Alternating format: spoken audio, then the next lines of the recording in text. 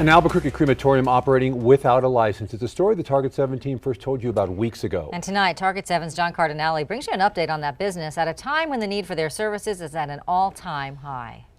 On January 8th, thick black smoke was coming from the Fairview Memorial Park crematorium here on 700 Yale Boulevard. This is what it looked like. Neighbors were so concerned, they sent this video into Target 7. They said not only did it look horrific, the smell was awful. Nothing coming out of that chimney looked like it's normal, acceptable, or would be allowed by any state regulator. According to state records, at the time, the crematorium had no permits to operate. They had returned their license at the second half of last year, and our records indicated that they were not operating. Records show they didn't have a license with the city either. According to this document obtained by Target 7, it was canceled in September. We issued a cease and desist letter to them just to let them know they had to stop operating out of compliance. In October, a letter from the company tells the state the crematory is no longer functioning and is disabled.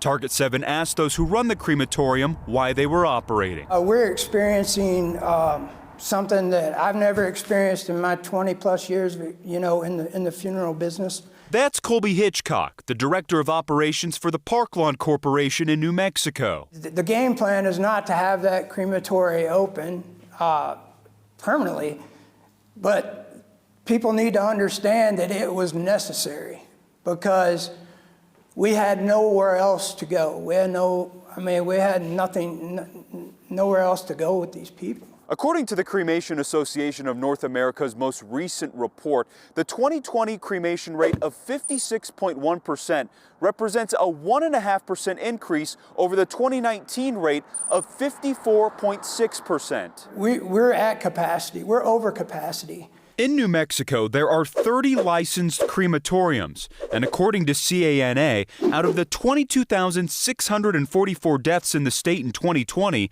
14,609 of them were cremated, making up 64.5%. In 2019, we were at 63.8%. At this rate, CANA predicts by 2030, 73.2% of deaths in our state will result in a cremation. We have families calling up asking if we're taking new clients. I've never even heard that because some of our professional network can't accommodate. CANA says the pandemic has played a factor into the numbers, but according to the National Funeral Directors Association, price is playing a role in the trend.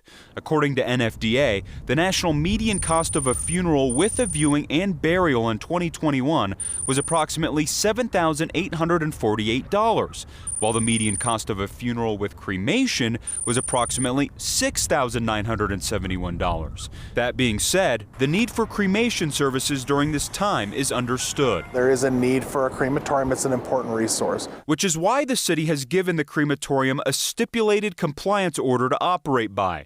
Under the order, they must adhere to certain conditions and apply for a permit through the Environmental Health Department by February 14th. Demena says, based on his inspector's report, he does not believe there will be any more black smoke.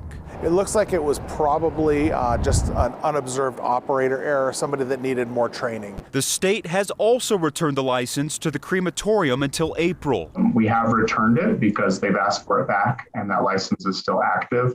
And the inspection that we conducted found no other violations other than the fact that they did not have an active license in their possession and posted at the business. As for Hitchcock, he says moving forward, he will comply. And I will continue to work with the Air Quality Board of the City of Albuquerque and be cooperative to the best of my ability. In order for the crematorium to operate legally, all permits must be up to date from the city's health department and state. Having one and not the other isn't enough to operate under the law.